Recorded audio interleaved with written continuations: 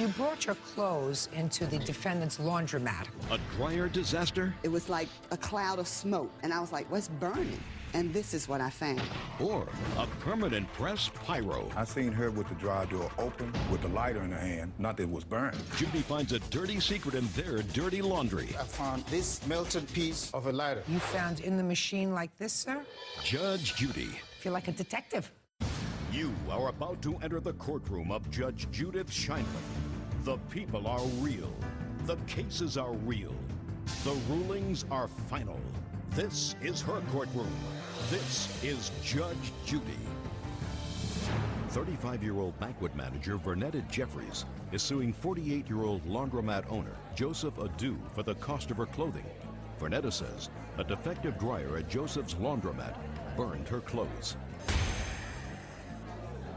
Order. All rise.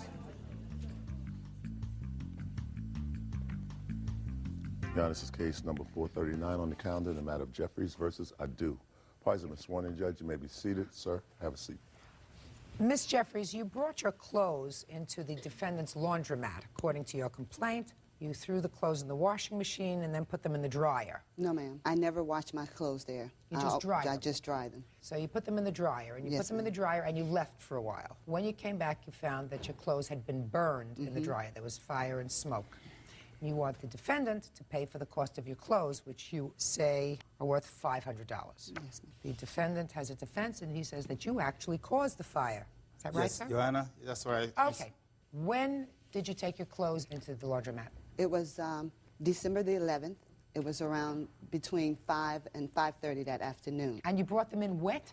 Yes. Put them in the dryer. Were there Yes. other people in the laundromat at Yes, the time? there was. How many other people? There were only four women. Put the clothes in the dryer, and where did you go? I went to the change machine because I only had 4 quarters left. And Miss was there with her child, and she said, you know, the change machine is not working. So I said, well, would you please watch my clothing while I go across? You had already put the clothing into the dryer and put in your 4 quarters. Uh-huh. Okay. And I went over to Mr. Dew's store, and I purchased a soda. No, you didn't go to his. Oh, he has a store, another Yes, store. He has another owns business. a store and the laundromat. Okay. And I purchased a soda and got change. And when I walked in, well, when I first walked into Mr. Adu's laundromat around 5:30, I could smell it burning. You know, just something burning in the air. You mean before you put your clothes in the dryer? Yes. Okay, go ahead. There was no smoke. There was just, you know, faint smell of something burning. And when I come back, it was like a cloud of smoke. And I was like, oh, my God, what's burning? And I went and I noticed that my dryer had stopped. And I was like, how could it stop that fast? I just put $1 in there. But the machine was still running, Your Honor. It was making a humming sound, but it was not turning. So at that point, I opened up the dryer, and this is what I found. And this isn't all of them. This is just, you know, I couldn't bring all the clothing. Why not? There's a lot. Because she's lying. I am not lying. You're lying. This is what I got back. All of my work shirts, my children's school uniforms were charred, burnt. Okay. Bird, bring that stuff up here, would you?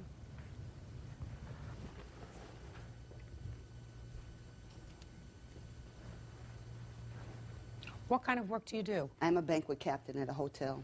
So you have work shirts? These are your work shirts? Those are my work shirts. Okay. When I pulled those clothes out, I immediately put them in the basket and took them back to the store where Mr. Adu's brother was working. He came out from behind the counter. He took all the clothing out of the basket, and he said, oh, my God. He immediately put everyone out of the store, and me and him walked back over to the laundromat. The dryer was still humming at that time. It was still humming, but it wasn't spinning. He stuck his hand in there. It was very hot, you know, and he said, don't worry. I will call Mr. Adu. Okay, Mr. Adu, your turn. Your Honor, I'm here to say I came over when I heard there had been a burn incident at the laundromat. You were not present? No.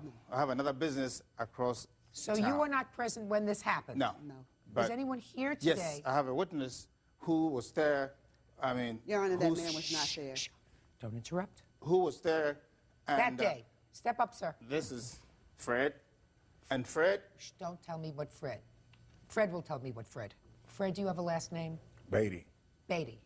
Mr. Beatty, are you an employee of the defendant? I helps him do a lot of things around there. So you're an employee? Yeah. Were you there in the laundromat on the 11th of December? I wasn't in the laundromat, but I walked around and went through the front. I seen her with the dryer door open, with the lighter in her hand, but I didn't figure nothing. Liar. Miss Jeffries, do not speak until I look at you. You saw her with a lighter in her hand. Yeah, I was standing in the door with it open, but I didn't figure nothing was burned, so I went on about my business. I didn't find out till late on that night that had happened. So you didn't, other than the fact that you saw the door open and she had a lighter in her hand. Yeah. Why would I burn my own clothes? Miss Jeffries, you want me to dismiss your case right now? No, ma'am. You know I'll do that. But you didn't see anything else? No, And I you didn't saw pay- the dryer open? Yes. Did you see any smoke coming out of the dryer? No. Did you smell anything? No. Okay, and that's all that you saw. Yeah, till late on the night where I found it in the dryer. Later on that evening, you found something? Yes, after they confronted me and said that her clothes had caught on fire in the dryer. Yes. A piece of the lighter that had melted. Just a minute. You went back to search the dryer? No, I did. He searched. When I, You did? yeah. Okay. So when I came in, initially I thought the whole place was on fire. So I came in right away and I saw, she showed me, she spread her clothes on the laundry table and she picked up four of those shirts. Those were those that I saw were burned. And she said, oh, these are my work uniforms. They cost $25 a piece at Freedom Mall. I felt some sympathy for her, and right away I went into my wallet and said, this is $100 for the 4 uniforms, buy some clothes and go to work tomorrow. And she hesitated and then pulled back and said, maybe I may get more in court. So she picked her clothes and left. Okay. After that, I went behind the laundry machine to be sure if there are any burned wires, any burned screens, anything, but I saw nothing. Everything looked normal. Then I came back, looked in the cylinder, and in the cylinder, I found a pink spot. Let me see. Stay there, sir. All right. This is a pink spot I found, sorry. This is a pink spot I found in the cylinder, and then when I pulled the screen, I saw those spots there also on the screen. And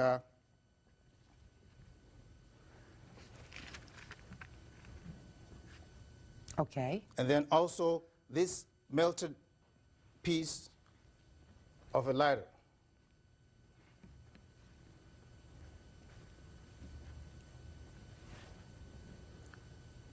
This pink piece of plastic you found in the machine like this, sir? Yeah, it was in the cylinder. Real cases, real people. Judge Judy. Vernetta Jeffrey says a defective dryer at Joseph Adu's laundromat burned her clothes. Joseph says Vernetta is trying to scam him. Go ahead. And then I also picked up all the lint from that screen, the screen she used. And this is the lint from this very same screen she used that same day. Feel like a detective. And Crime scene. They were not burned at all. It was just lint like it's supposed to.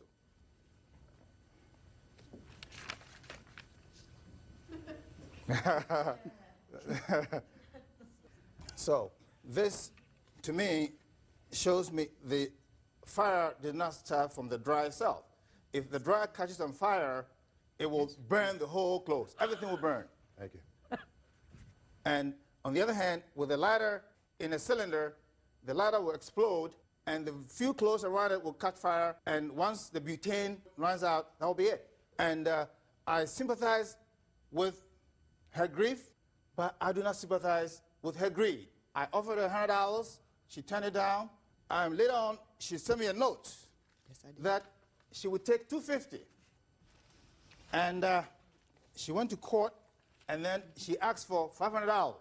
Now, I wonder, with Judge Judy, how much she wants now. Maybe $1,000 or $2,000? I say something, Your Honor. Oh. Okay. See, this is what I had to deal with that I have a night. few questions. Do you smoke? No. Anybody in your family smoke? No, that's just me and my Jeffers, 5 children. did you have a pink lighter that No, day? ma'am. Mr. Adu, let me tell you something. You're not an expert on fire. Not close. Right. So there are certain things that you say that may make sense if she did, in fact, have a cigarette lighter that she left in her clothes that exploded.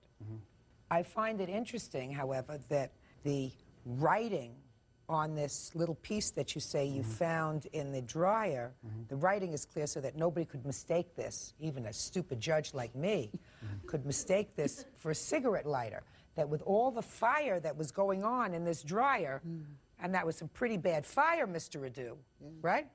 This one piece that says it was a cigarette lighter miraculously escaped any sense of fire, you know? Like someone was watching over it. That's number one. Number two, Mr. Adu, it's also miraculous, even in the eyes of this stupid judge, that despite all of this fire, which you acknowledge happened in the dryer, no matter whose fault it is, that lint that you brought shows no indication of any fire. It's just old scuzzy lint. So the two pieces of evidence that you brought that would, in your mind, clearly indicate that this was caused by a fire of her making, I find a little suspect, Mr. Adu. Now, the letter that you wrote to him says that you want $100 for your shirts, $100 for your children's clothes that were there, and another $50 because you had to lose a day of work.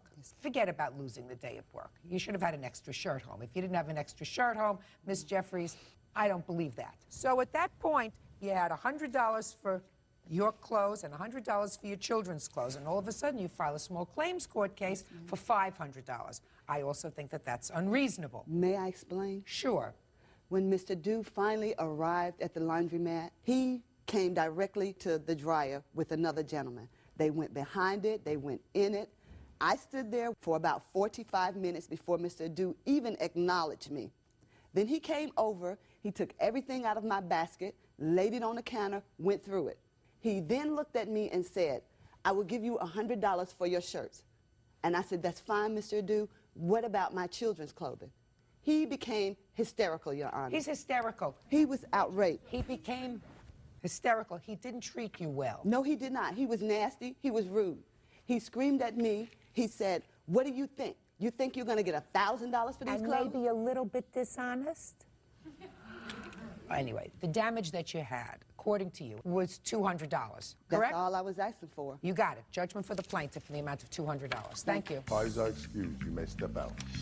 I sympathize with her grief. That's why I offered $100. Mr. Adu knew that all of my clothing was burnt in his dryer. He knows this. And now the next case. All parties in the matter of Wiles versus Harps. Step forward, please. 48-year-old professional clown Donna Wiles and her daughter, 15-year-old Sarah Wiles, are suing 47-year-old contractor Gary Harpst and his son, 16-year-old Cody Harpst. Sarah says during a high school football game, Cody broke her cell phone when he dumped water on her. Mrs. Wiles, this is your daughter? Yes. And Mr. Herbst, this is your son? Yes, ma'am. This complaint alleges that the defendant's son threw a bucket of water on your daughter, fooling around and being a jerk, and that caused her to get wet, and in addition to her getting wet, a cell phone that was in her purse got wet, and you say it's not functioning as it should. You want a new cell phone. Yes, ma'am. What the case is about. Where did this happen? It was at my school, Francis Howell North, at a football game. How did you get wet? There was a bucket of water that Cody had from the football players that gave it to him to fill it up to pour water on their coach, when instead he came back with it and said, I'll pour it right here, and poured it on me, and it got on me and in my purse. When did you realize that your cell phone was not working properly? Maybe 5 minutes after that, someone told me to look at my purse. I looked, there was water dripping from it. My cell phone was in there. I opened it, took it out. The batteries were wet. It wasn't working then, and it can't receive calls or anything now. Speak. I wasn't the only person that threw the water on her.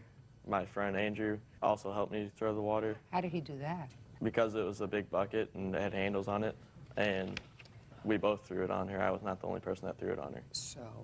And I do not think that the water that landed on her would have broke her cell phone. I didn't see her carrying a purse. And from what I heard, her purse had a flap over it and was a thick purse. Why did you throw the water on her? To be funny, she was being loud and annoying. How was she being loud and annoying? Because they were on our side of the field in the beginning of the game, and their principal told them to go back on their side. And they came back over, and they were just being mouthy and talking Who's trash they? about our school.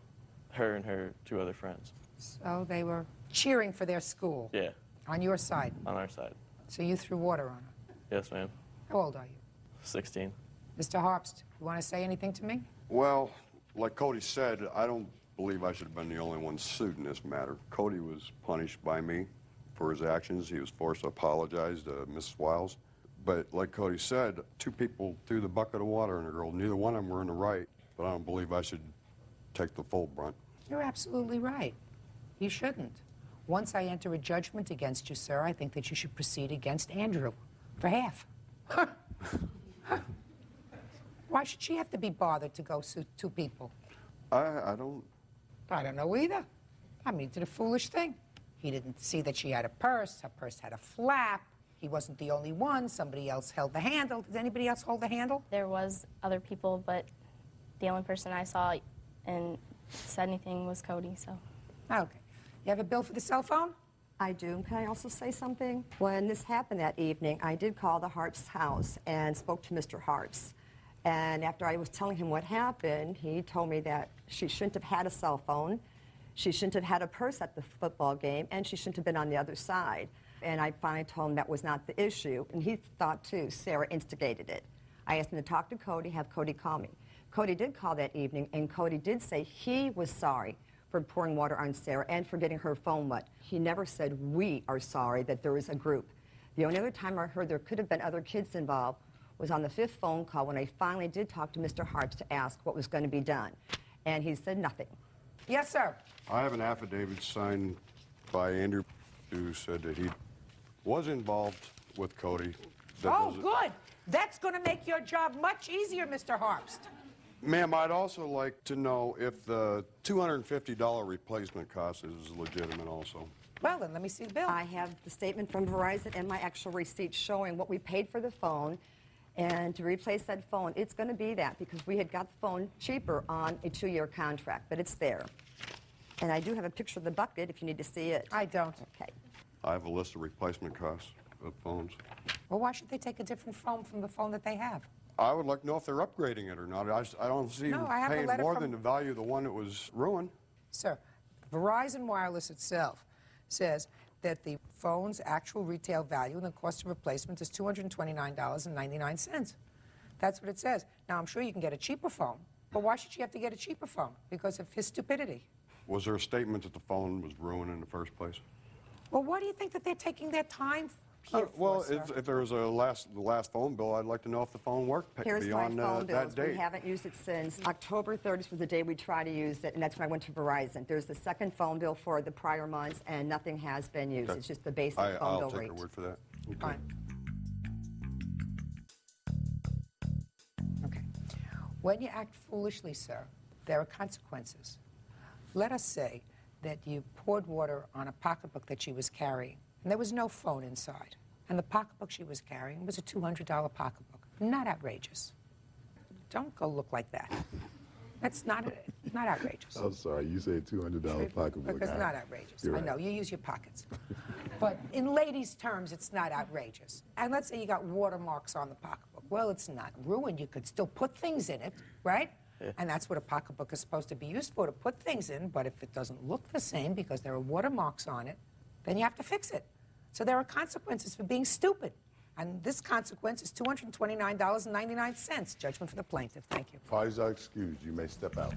Cody will have to get a job and earn that money back to pay for his actions. I'm sure he didn't mean anything by it. I was just having fun. If we're going to horse around, just make sure you can cover the damages afterwards.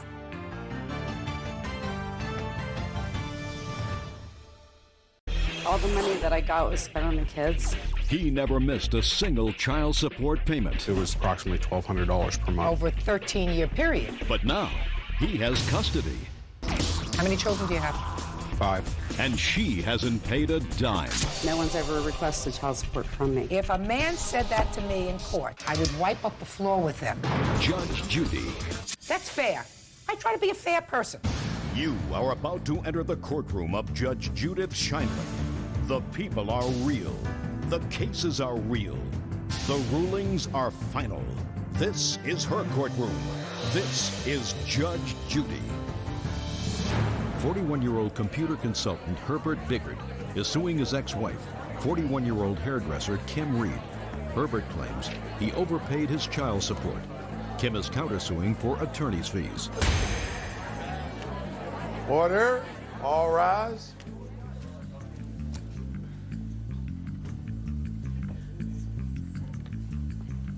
Yeah, this is case number 336 on the calendar, the matter of Biggert versus Reed. Parties have been sworn in, Judge. You may be seated. Sir, have a seat. Mr. Biggert, the defendant is your former wife, and it is Yes. your claim that since you've been divorced, separated, and under a child support order, you have overpaid some $3,500 in child support. Yes. You say that it was not an overpayment, the money was used for the children, and there was some sort of an agreement for him to pay you additional money. You have a counterclaim for $700 because you say he was ordered to pay $700 in attorney's fees for some sort of a custody proceeding the two of you were involved with, and he did not pay that amount. When were you divorced? 1988. And you have two children? Yes. How old are they? Howard is 18 and Sarah is 16. And what was the child support order? It was approximately $1,200 per month. And during what period of time did you overpay? I'm assuming it was over the whole period because when I received the paperwork from the court, it just said we did an investigation from the time you started paying child support until the end of August. So over a 13-year period? Yes. And you can't definitively say over what period of time you made these overpayments? No. Should have kept better records. Was the overpayment agreed to be reimbursed by the defendant at any time in court? I was not aware there was an overpayment until I received the paperwork from the court saying they had done an investigation into the child support. Let me see the piece of paper you received.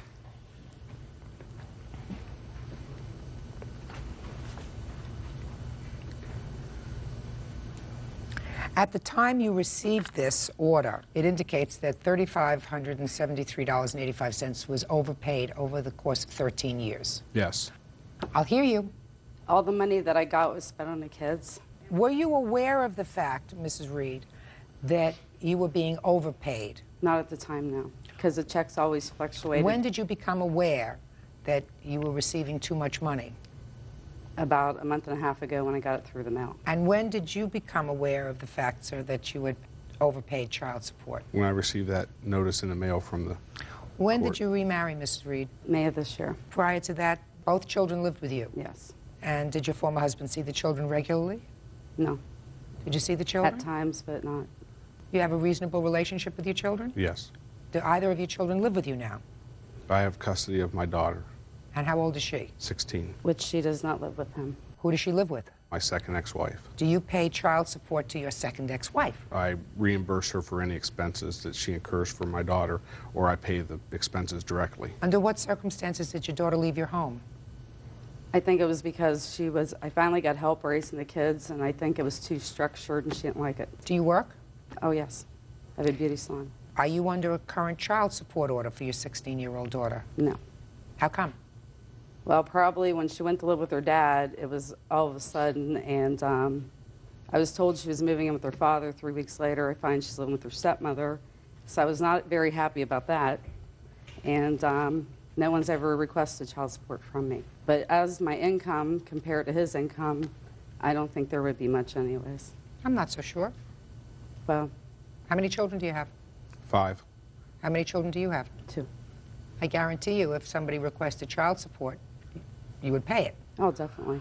What kind of income did you have at the time that the children were living with you? It was about $11,000 a year. So it was like all I could do to keep us in the house that we bought together when we were married, but I wanted to keep the kids where they were raised. I want to do a calculation for you, Mr. Biggert. Maybe it will make you feel better. Difference of $3,500 over the 13-year period. Do you know what that comes out to, Mr. Biggert? $22 a month. Yes. Or $5 a week. So nobody got rich on that difference.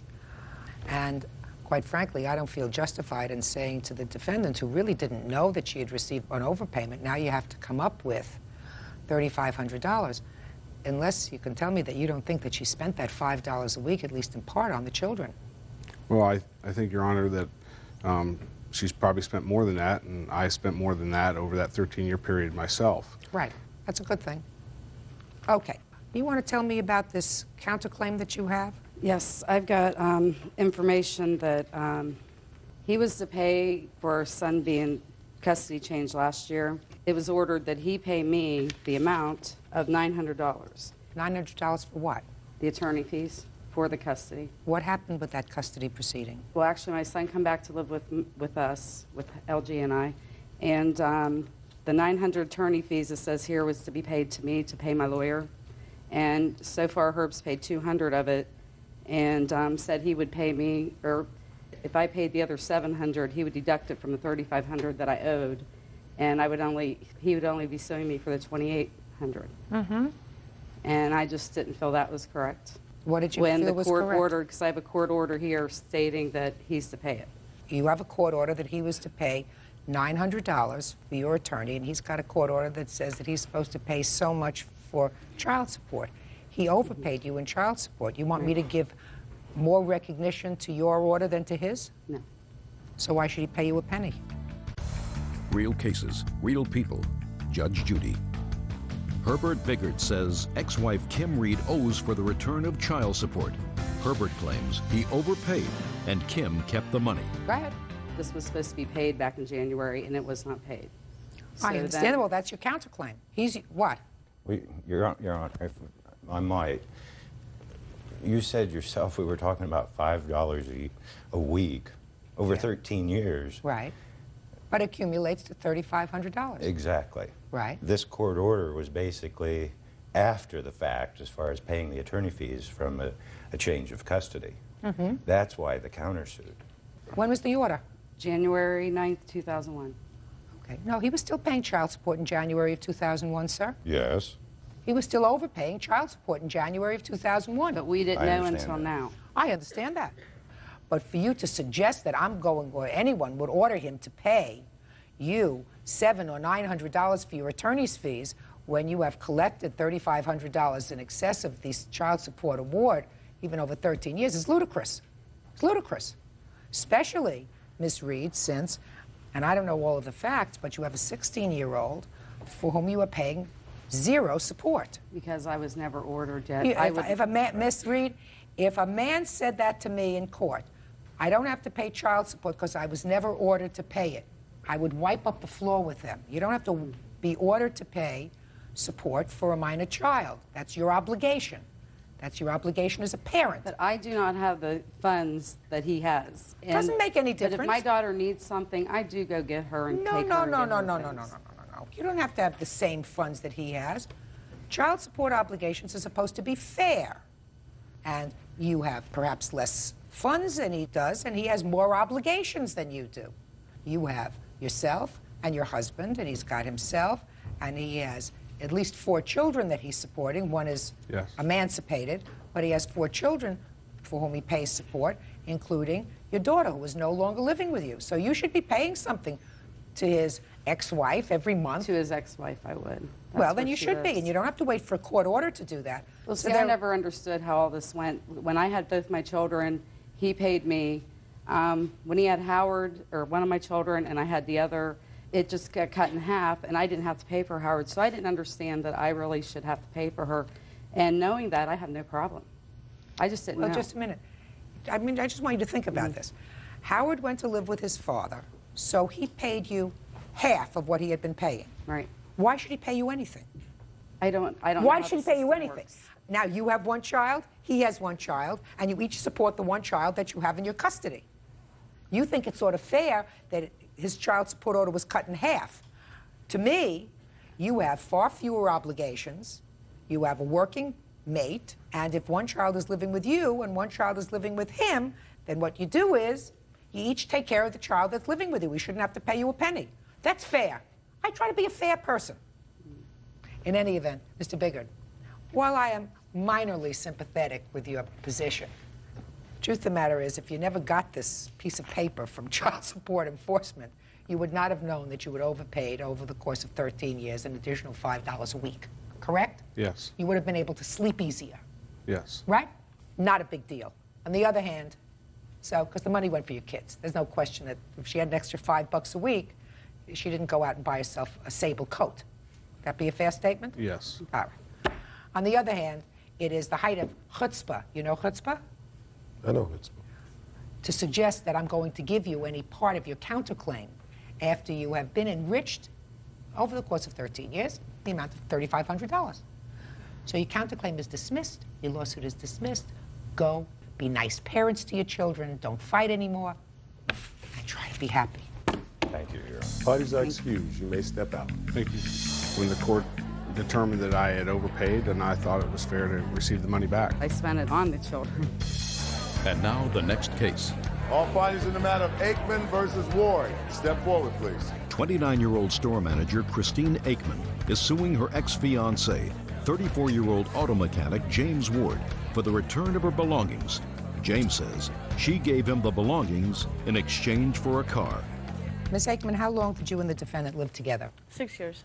When did you separate? We actually separated shortly after Christmas of last year.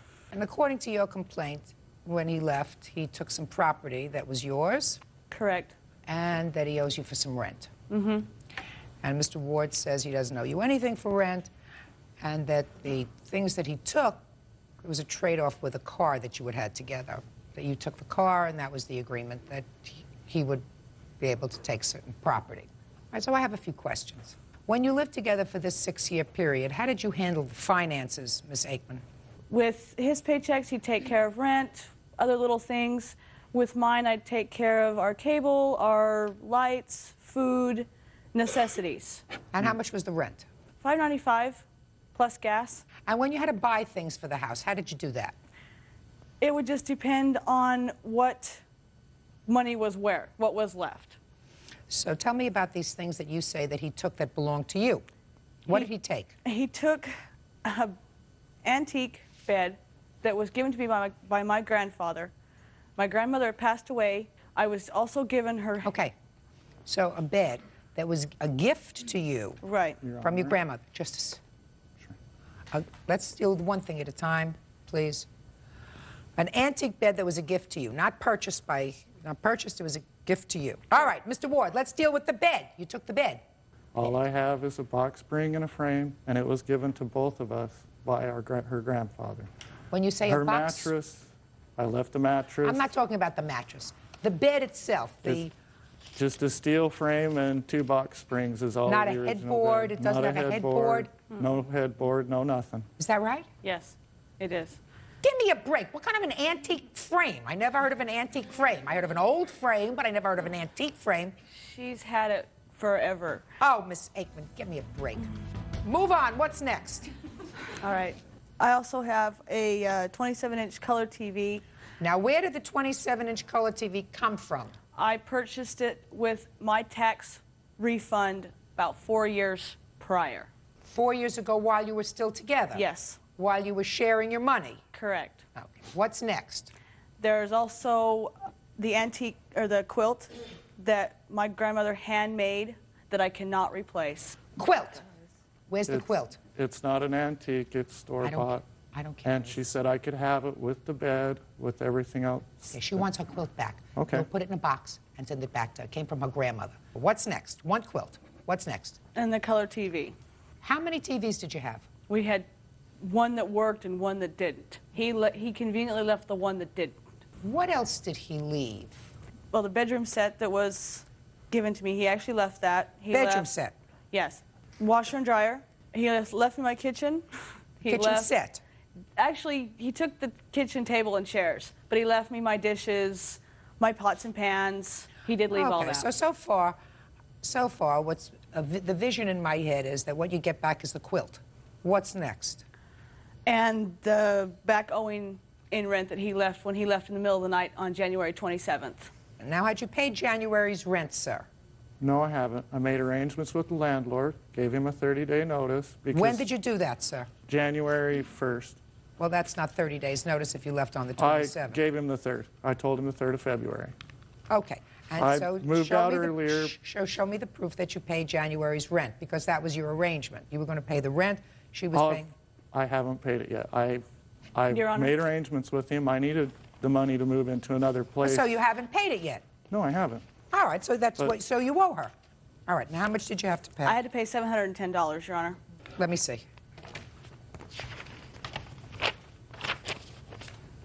And what the rent here's was the lease. what the rent was $5.95, is that right? Plus gas. And how much is the gas? $73.57 plus $20 late fee. Your Honor, What? there was a $250 deposit on those apartments. Okay. That I should at least be entitled to discount half of that. They were only going to give back $100 for cleaning since they left it trashed. Who left it trashed? They brought 3 kids to the apartment after I moved out, and when they vacated on the 27th. How much was the security deposit that was left? Show me. As far as what I know and what the landlord told me, there probably wasn't going to be much left. Well, that you have to proceed with the company anyway. You know you owe her this money. You said you needed this money to move into a new apartment. You owe her the money because your responsibility was to pay the rent. She paid for all the other bills. You were there practically the entire month of January, so that was your responsibility. Right. The rent. Other than that, I also paid the electric and the cable bills. All right. Listen, after 6 years, don't bother me with nonsense. Will you please?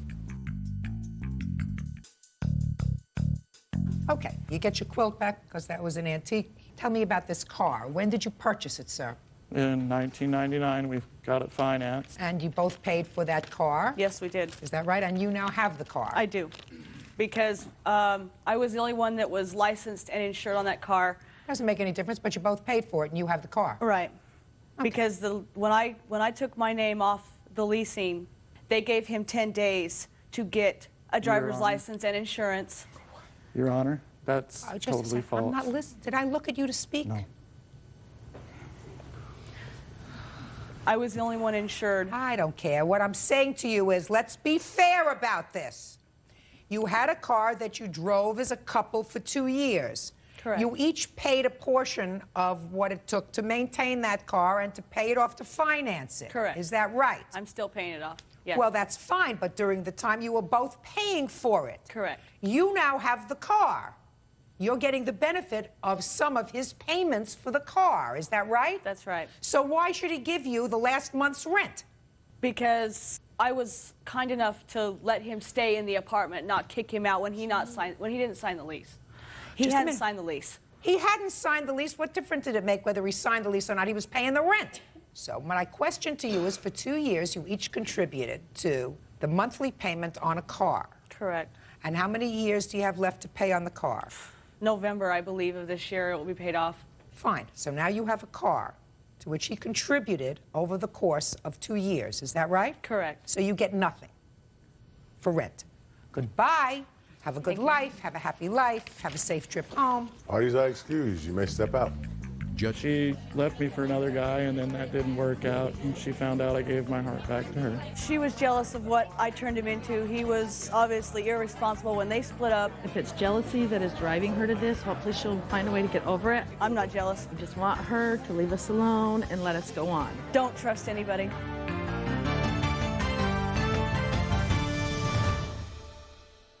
He spent every moment torturing her. I got in the bed to go to sleep, and he had poured water on my side of the bed. He took my keys from me and would not let me leave, and then he punched about 5 or 6 holes in our room. Why would any woman put up with this? I was trying to help him. He has a problem. He needed help. What kind of problem does he have? A heroin problem.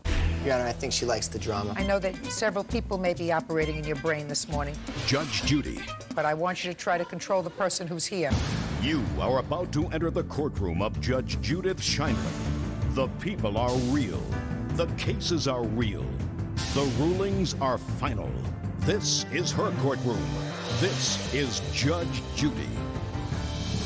22-year-old waitress Lindsay Arthur is suing her ex-boyfriend, 22-year-old Brock Gendron, for destroying her apartment and for breaking her windshield. Order. All rise.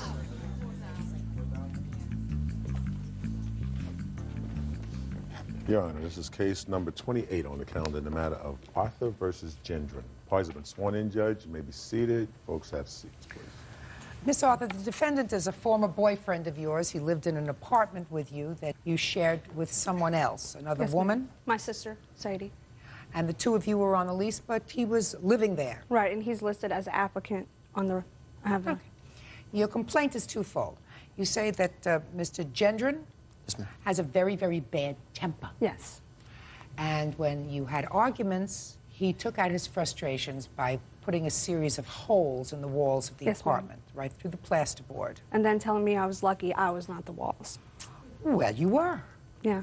And the second claim is that he damaged your car during another fit of his temper.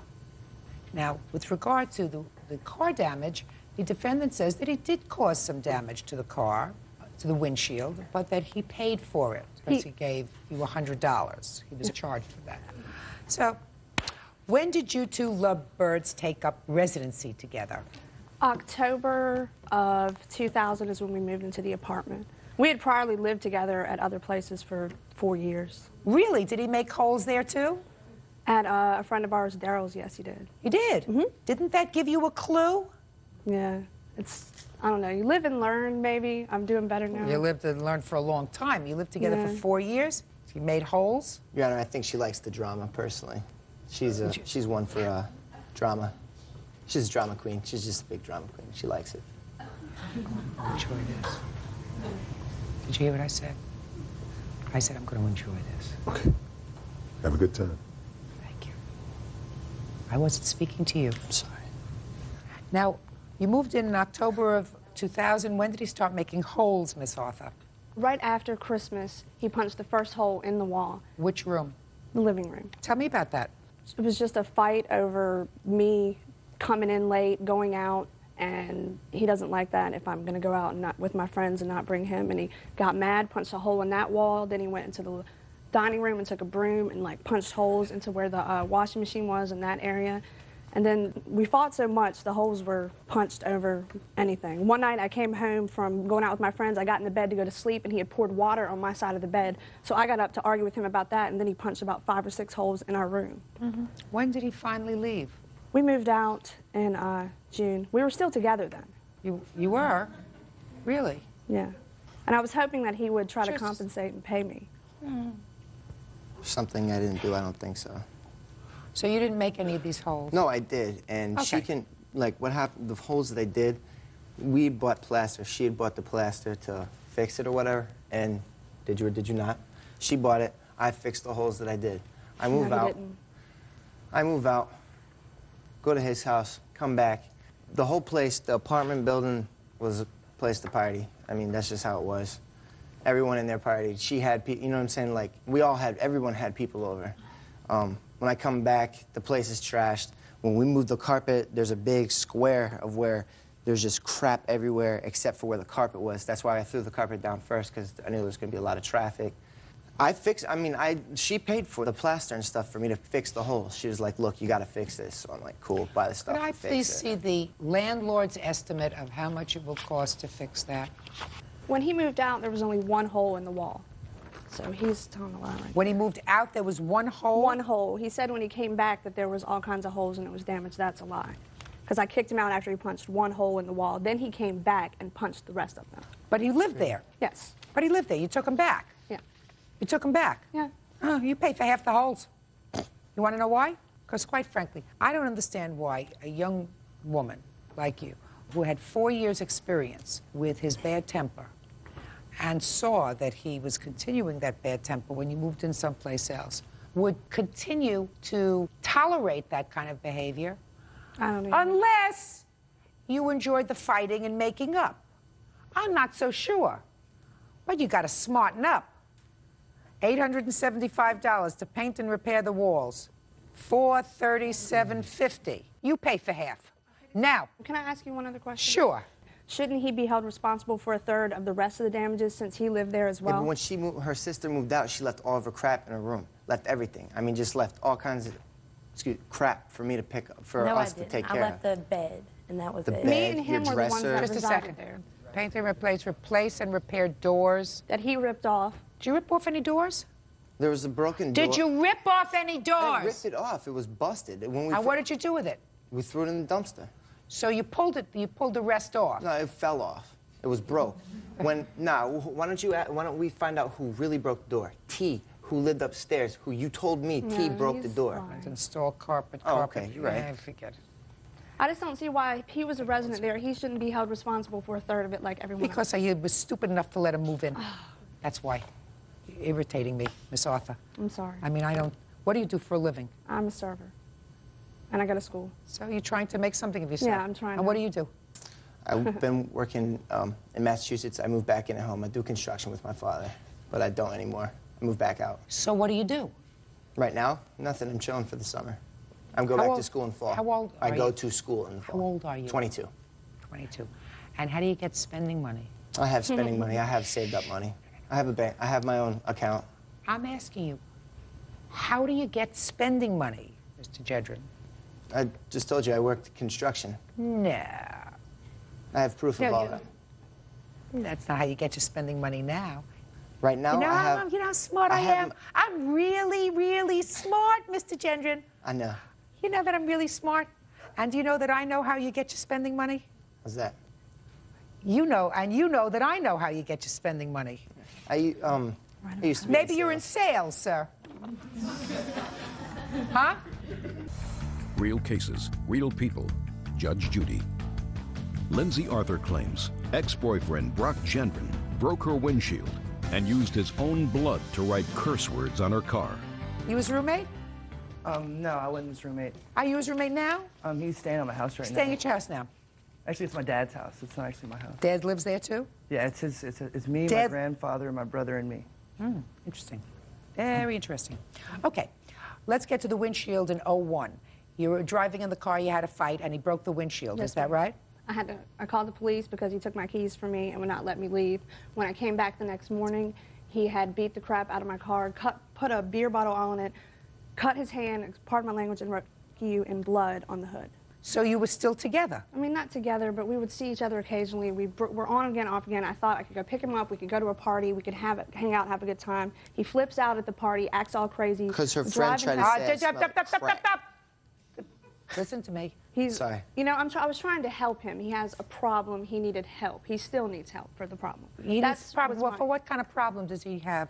He has a heroin problem. Yeah. Do tell. That doesn't Better come than as my a mom having a crank problem. That doesn't surprise me at all. Well, that's why I was trying to help him. I went to rehab. I tried. That's why he had these binges. He put all these holes in my wall. I was trying to help him. You don't stay with that. I know that now. All right. So his father gave you $100 to bust the windshield out. Father gave you $100 if you didn't pursue the case. Is that right? So now what do you want? He broke the turn signal switch off of the car to where my windshield wipers are constantly working, and I'd like to get that fixed. And I've got just an estimate for that and an estimate for the labor of putting in the windshield. Why did you take? Why did you? A. Try to going control yourself. Sorry. I know that several people may be operating in your brain this morning, but I want you to try to control the person who's here. Why did you accept $100 from his father? Because he was moving to Massachusetts to try to go to a rehab program to get his life straight. Which I did. Yeah, right. You accepted $100 for the damage. For the windshield. You accepted $100 for the damage. Okay. He owes you for putting half the holes in the wall, $437.50. And unfortunately for you, Miss Arthur, I'm not sure it's over. Judgment for the plaintiff in the amount of $437.50. That's all. Parties are excused. You may step out. It's hard to put up with someone who has a drug problem. The whole situation of her bringing up stuff that had nothing to do with the case, that's just like her because, like I said, she's a drama queen. He's the drama queen. He's the one punching holes in the wall and sticking needles in his arms. I move out, come back in, place is trashed. What can I say? When we did kick him out, he would come around the apartment. He and, wouldn't like, go beat on away. the He would windows. never leave. He tagged our windows with a permanent marker. Dude is crazy. Yeah. And now the next case. All parties in the matter of Alonzo versus Campbell. Step forward, please. Nurse practitioner Erin Alonso is suing former client and spa owner Sandy Campbell for the unpaid balance on a Botox injection. Sandy says the procedure was supposed to be a freebie. Miss Alonso, it is your claim that the defendant owes you $500 for a series of Botox injections that you gave her. Right. The defendant says that she owes you nothing, that this was a free trial. Right. So, for Bird's edification, we're going to discuss what Botox is. Thank you. He knows. You don't know, do you? I have no idea. Well, let me tell you what little I know of Botox injections, secondhand, of course. Botox injections is something that some ladies, and I'm sure some men, take, where a medical professional injects in your lines, if you have them, botulism, right? That's that stuff that makes you sick. Right, that's the stuff that makes you sick. It may make you sick in your tummy, but it doesn't make you sick in your lines. So what happens is that this botulism poison kills your nerve or deadens your nerve or stings it, and it relaxes, and then your lines go away. Now, is that the short form of what Botox is? That's it. Oh, okay. Now you got it? No, I don't got it, and I don't want it. Yeah, you got it. So you tell me how it came to pass that you gave the defendant a series of Botox injections. Okay. I work in collaboration with a plastic surgeon, and we started going out and doing it mobily. So I'm constantly looking for new salons and spas to increase my clientele, and that's what brought me to call Sandra Campbell. So that clients of the defendant would use your service. That's right. Okay. Go ahead. So we talked about it. She was interested in bringing me into the salon, and I left it at that. I said, okay, great. I was going to fax over to her my price list. Then later in the week, Jeannie called me up and said that they wanted to try Botox. And so I said, okay, fine. So I said, you know, we set up a date and a time of when they wanted me to come in and do it. And I showed up there, and I did it. And I injected both of them. Jeannie paid me like normal clients do.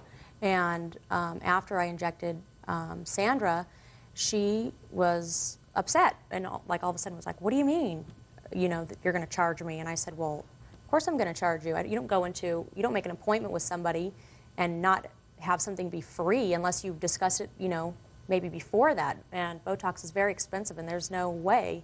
I mean, my mother barely gets free Botox, so. Tell me your short version of the same events. I own a day spa in Lakewood, and Jeannie came to me with a newspaper ad that Aaron had put in the paper, and Jeannie said, you know, everybody's doing this. Maybe we should try to offer it in the salon. I said, well, I don't know. We'll think about it. And so Jeannie contacted Aaron, and she came in, and we did discuss her prices. So then I was going to put 2 ads in the paper that totaled $402. And then 2 weeks went into it, and Jeannie contacted her because Jeannie keeps saying, we kind of need to have a sample of it for clients to see. So then Aaron came in. It was set up, and she came in. Who called her? Jeannie did. Okay. Step up, Jeannie. What's your last name? Mewis. Would you tell me what your conversation was with the plaintiff when she called? I called Aaron, and I said, we'd like to see what your service is all about so we can, because all of our clients said, you know, you do it wanted first. a freebie. Pardon me? You wanted a freebie. Sure you did. But that's okay. Well, that's the way it works No, but in that's this okay. business. That's the way it Listen, works. I understand. That's okay. That's the way it works. You wanted to sell. We want to she see wanted what to she go does. in there. You felt that there was going to be a free trial for the two of you. Mm-hmm. You said, come on in. I'm going to spend the money to put out an ad in the paper, a couple of $100. And for that, I will at least get us some botulism poison put in my face. Anyway, then she came in. Now, according to Miss Alonzo, you paid her. Could you tell me why you paid her? I was intimidated. I did not believe. I told her I would pay her for my lips. That's what I thought I would be paying for. The Botox, what we talked about, I was assuming that was going to be a trial. So I thought it would be $350. I didn't have a problem paying for my lips. But then you paid much more than $350. Right, it was $750. I have a couple of other questions. Miss Alonzo, did you discuss with the defendant how much her treatment would be before you did it? I did in fax. I faxed them over my price sheet. No, and I your have price sheet, Miss Alonzo, that you fax them over is for other customers. And let's understand this. If you are going into business with someone, I'm not stupid, you wouldn't charge her the same thing as you would charge somebody else, especially if you're trying to get her business. Well, so that when I ask you whether or not you discussed with the defendant what the cost would be to her before you gave her the first shot, that's the answer that I want. Did you or did you not? I did not. What had happened was that when I had gone in there, we hadn't even started doing business together yet. And I want to just clarify one thing, though. Just a second. Clarify in a second. When you did Miss Campbell, had you already done the witness? Yes. When you did the witness, she said to you she didn't think there would be a charge for certain things. Is that right? She never said that. You just told her how much it was and she paid you. Well, what had happened was, I mean, this is a very expensive medication that nobody... Just follow my question. Did she say to you, I thought this was going to be a trial, or at least part of it was going to be a trial? No, she didn't. You just told her how much it was, and she paid you? Right. Is that right? No. No. Of course it isn't right. Of I course it was isn't shocked. right. It was a lot of money. Step up and tell me what you said to her. I said I thought this was going to be a trial, and I'll more than gladly pay for my lips. That's what I thought it was going to be. The Botox was what we discussed. Okay, and she said? $750. I did this, $750. Okay, sit down. That's what happened, Miss Alonso. She did question the amount, and you went over each procedure, and she paid you. Right. But she questioned it. So it would seem to me, Miss Alonso, that before you did Miss Campbell's work, you would have said to her, I want to make sure we understand each other. There is no free trial.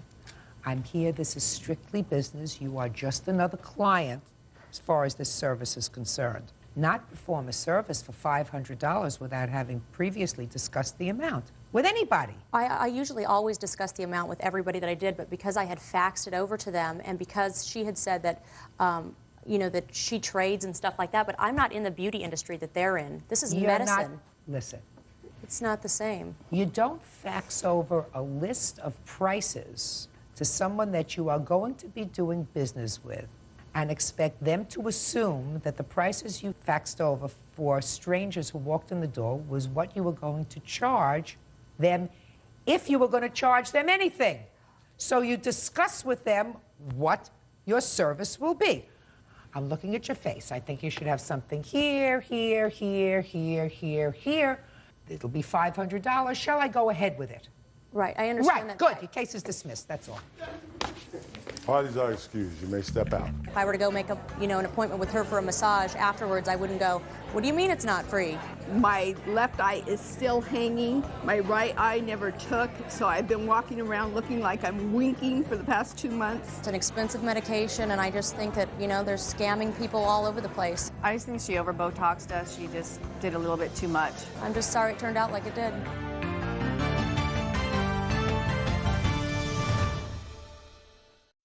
What should have been an open and shut case Was the furniture purchased before or after you became engaged? The furniture was purchased after or before we were engaged. You had your turn. You took your best shot. turns into a three-ring circus. Your Honor, may I speak after? Oh, okay. I mean, before. I meant to say before, I'm sorry. Will they ever get their story straight? No, that's not what happened. I'm sorry. Judge Judy. I love this. You are about to enter the courtroom of Judge Judith Scheinman. The people are real. The cases are real. The rulings are final. This is her courtroom. This is Judge Judy. 23-year-old insurance salesperson Anna Maria Ross is suing her ex-fiancé, 29-year-old sales manager Steve Miller, for half the cost of their furniture. Steve says his grandmother bought the furniture, and he's the one paying her back. Order. All rise. Quiet in the courtroom, please. All rise. Hi. Hi. Yeah, this is case number 414 on the calendar in the matter of Ross versus Miller. How you doing, Judge? Parties have been sworn in, Your Honor. You may be seated, sir. Have a seat, please. Ms. Ross, according to your complaint, you and the defendant were engaged to be married. Yes, Your Honor. Did you live together? Yes, Your Honor. From when to when? I believe it was June of '99. And when did you separate? January of 2000. January of 2000 or 2001? 2001. Your Honor, we started dating at that time. We weren't actually living together in June of '99. Well, when did you start to live together is what I want to know. He moved into my place in Roseville originally in 1999. What month? It was in October. October of '99, not June. Okay. Now, at that time, you claimed that he suggested to you that you get rid of your furniture because his grandmother was going to buy some new furniture. Yes. And you did that. Grandmother purchased new furniture, but there was an agreement that you would pay the credit card bill on the furniture. It is your claim that after you separated, he came and took all the furniture out of storage and that you had, in fact, paid for half of that furniture during the time that you were living together, so you want the value of half the furniture. The defendant says that he paid for the furniture, he's still paying for the furniture. When was the furniture purchased? So on the March 15th, 2000. And what furniture was purchased in March of 2000? It was pretty much a whole week client, a living room set. Living room set, so far, is that right? Yes. A bedroom set, plus a dining room table. Table? But that was not on the credit card. That was paid in cash to his mother. Is that right? That was given to me from my mother. It was a dining room table from her previously So that was a gift, so let's forget the table. Yes. And that was all purchased in March of 2000 on a credit card, Grandma's credit card. Yes. How much do you say you put towards this furniture? $1,000 about. $1,000 about? Within the year that we got the furniture, each month that we paid a month. Were you sharing the expenses of living together? Pretty much. Not pretty much? Yes, Your Honor. You were? Yes. And how were you sharing them? What were you doing at that time? Were you working? Yes. What kind of work were you doing? At the time, I was dancing. Dancing? Yes, at that time. And how much money were you earning dancing? $1,000 a week, usually. So you put money into a joint checking account? No, we had our own separate accounts. But I would give him cash to pay for bills, and he would write it out as the man of the house. Is that right? No, Your Honor. Well, tell me how it worked. Basically, she kept her money, I kept my money, we split the bills, and we came together to purchase things together, and the things that were purchased together, she was allowed to take with her when she left. But we had separate checking accounts, and she never came home and gave me, you know, large amounts of money. I didn't say large amounts of money. Well, she said that what you're saying to me is that she's correct that you did, in fact, share joint bills and purchase things together. Yes. Now, one of the things that you decided to purchase together was this living room set and the bedroom set. No, Your Honor. Well, tell me why not. Because when we agreed to move in with each other, she put her furniture in the stores because I said that my mom was going to buy me furniture and that we could use my furniture. You said my furniture? Yes, my furniture. Mr. Miller, were you engaged at that time? No, we were not. When did you become engaged? Only about 3 months after we moved in together. You moved in together in October of '99. The whole timing thing is a little confusing to me because... Well, but try not to make it confusing to me, Mr. Miller, because I'm supposed to be able to resolve this case. Sure. The furniture was purchased in March of 2000. Mm-hmm. So my question is, were you engaged at the time that the furniture was purchased? No. Were you engaged at the time the furniture was purchased? He proposed to me Father's Day, which was May. Father's Day is in June. Of what year? Of year 2001. June 2001 is when he proposed to you. So he proposed to you 5 months after he left you. No, I'm sorry. I meant to say, I apologize. I meant to say that I recollect that he proposed to me. It was right around, I'm trying to remember because it was a big, it was All right, now May. listen to me. This is what I want you to do. I'm going to sit here very quietly for a moment. I want the two of you to recognize that you're involved in a trial. At a trial, I'm asking you rather simplistic questions. I'm asking you to tell me certain dates so that I can make a determination as to whether this furniture was purchased for you as a couple, was purchased as an individual by a parent, what were the ramifications of the engagement. So I want you to take a deep breath and think. When did you meet? When did you move in together? When did he propose? When was the furniture purchased? Do you understand? Yes, Your Honor. Now just be calm. Think. You don't look like you're thinking.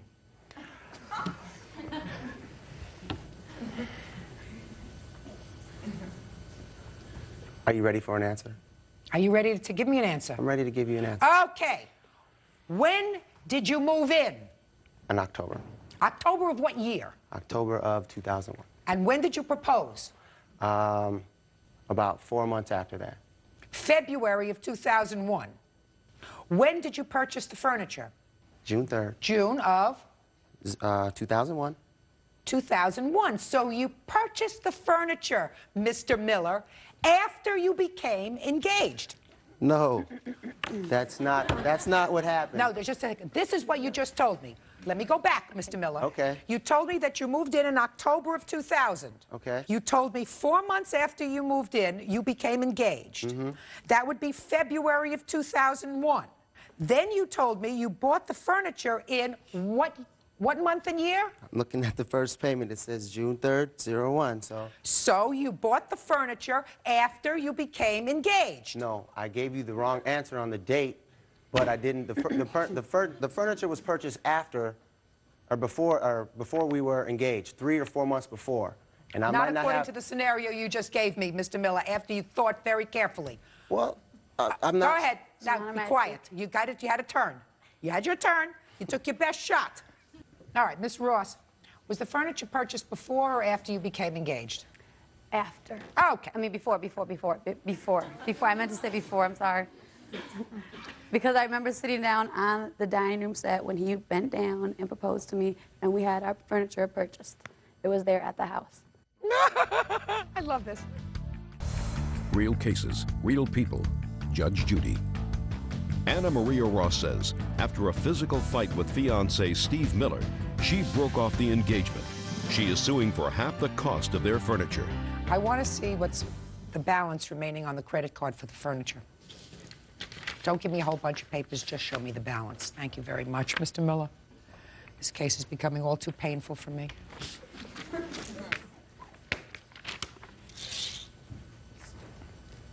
Could you read this? You have on your reading glasses. I know, but look at this here. I know. Look at that there. Can you see that? Whoa.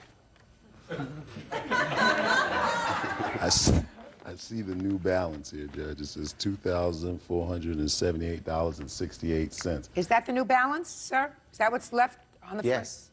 And what was the original purchase price of the furniture, Miss Ross? About $3,000, almost. We're in a court. Excuse I me, want to know I'm- the exact amount. Because there were separate payments, I can't find the total amount of the entire furniture. Man. Let me take a look. Mm-hmm. Because there were different... Trying to think of how many years my father this is paid to educate me for this. Did you folks ever learn about being prepared? You know, you come to court, you're prepared, you have all your information, you have numbers, it's all down there. It's in, I mean, I'm not asking you anything that goes outside of the lawsuit that you brought. I'm not asking you about what caused the breakup or, you know, whether you liked each other towards the end. I'm not asking you any of those soft questions. I'm saying, when did you buy the furniture? How much did it cost? How much is left on the furniture? Your Honor, may I speak? No, just give me a number. When you buy furniture, you have a bill. The bill says one chair, $200, one table, $300, one bedroom set, $900. Brown ones are like the copies. Your Honor, if she would have purchased the furniture, she would probably have that information. Good, so you I have purchased the it. You original. just, so you purchased it. Give it to me. I don't. You know, no. So you purchased it. Give it to me. I don't. I did not purchase it. My grandma purchased it. Duplicates, yeah, like Well, then maybe we ought to dismiss this case and let your grandmother stand in your place. Well. Okay. Thanks, Bert. Your Honor, may I state that in the beginning of the relationship, I had my own set of furniture that I purchased on my own. He sold it to his friends, and then we got the new stuff, and he lived in we've lived in 3 separate places since we've been together. This last prior place was with this furniture. Listen to me very carefully. The furniture was purchased for about $3,000. There is almost $2,500 left on the bill. If you are not paying that bill, then you are not entitled to any furniture. Do you understand? You don't want to take out a loan, do you, and pay off this furniture? No, Of course not. And since you don't want to take out a loan, pay off his grandmother's credit card, or put that amount on a new credit card of yours so that she is no longer responsible, right? You can't have the furniture. Period. Goodbye. Thank you very much. This case was very painful. Parties are excused. You may step out. You know, I'm happy with the outcome. You know, I don't feel that she deserved the furniture. He ripped me off. When 2 people come in a relationship with their own property, I think they should leave with their own property. Never mess with the loser ever again. And now the next case. All parties in the matter of Carlson versus Reese. Step forward, please. 31-year-old financial director Richard Carlson is suing his ex-girlfriend, Teresa Reese, for loans he made during their relationship. Teresa says she has a restraining order against Richard. Mr. Carlson, you claim a series of loans to the defendant while you were in a relationship. Ms. Reese says that there were no loans. Tell me about when these loans started and why, sir. Yeah, they basically started on March 1st of 2001. A series of loans were made for various amounts, including rent, and her and I were on a furniture note, but I do not have the furniture. She has the furniture. Totals up to $1,905.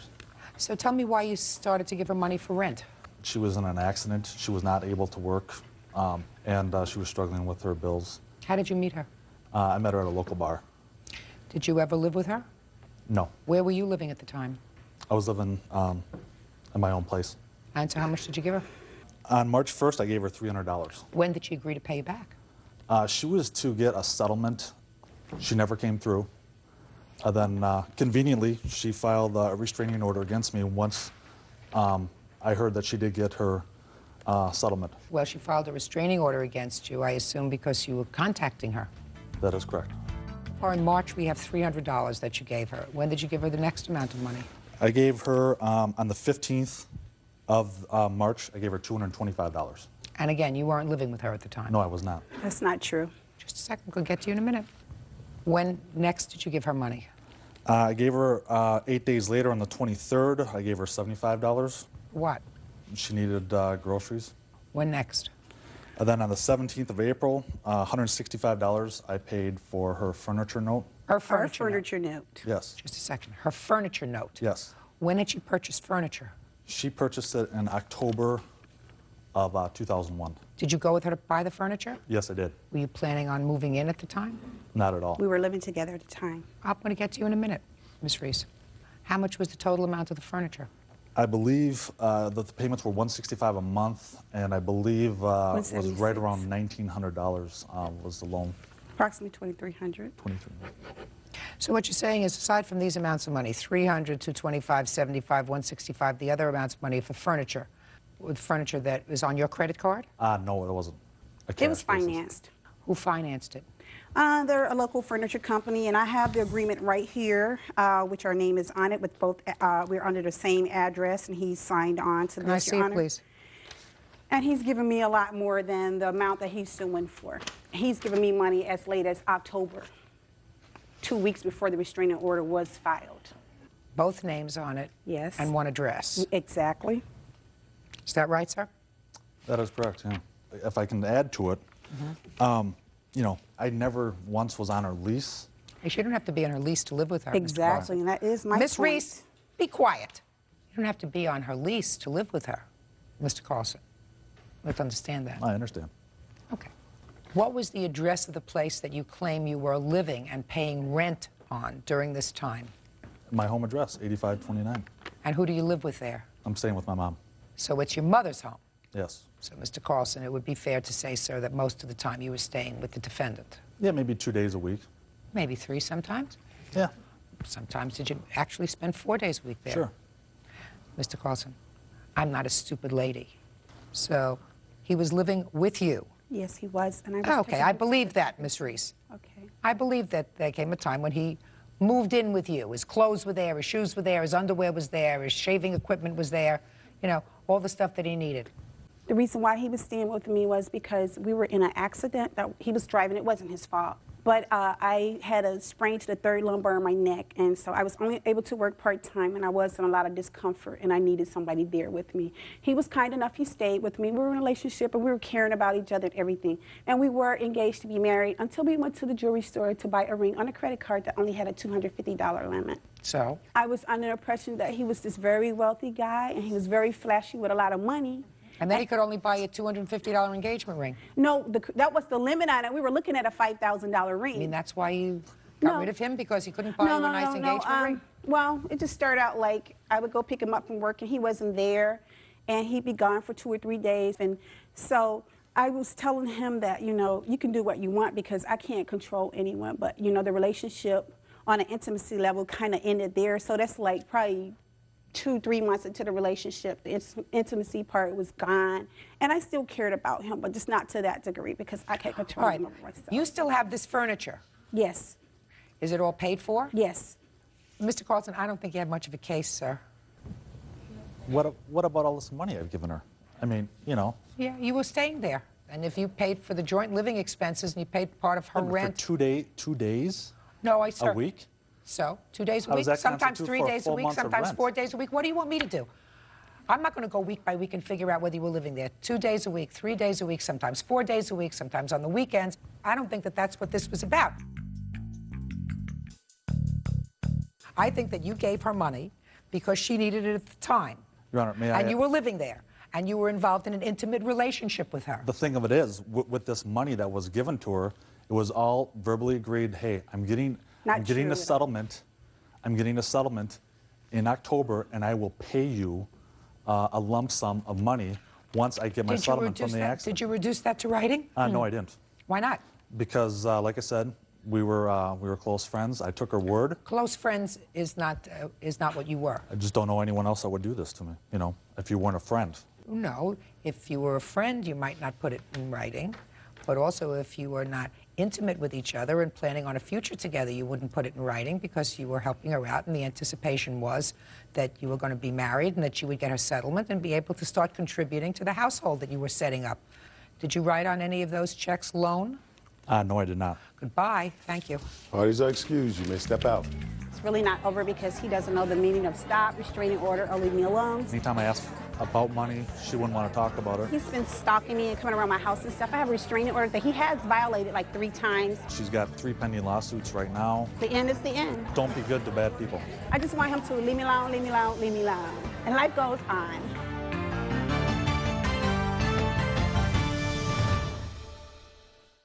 He didn't want the car anymore. Did he loan his mother a car? The mother kept the car? Yes. Or is this mom cashing in on her kid?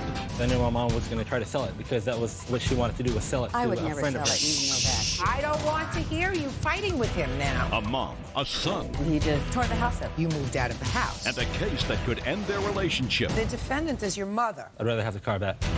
Judge Judy. What's going on? You are about to enter the courtroom of Judge Judith Scheinman. The people are real. The cases are real. The rulings are final. This is her courtroom. This is Judge Judy. 18-year-old college student Valentin Carrillo is suing his mother, 48-year-old data entry clerk Brenda Sanchez, for the down payment on a car and for the return of a rifle collection. Brenda is countersuing for the return of a computer. Order. All rise.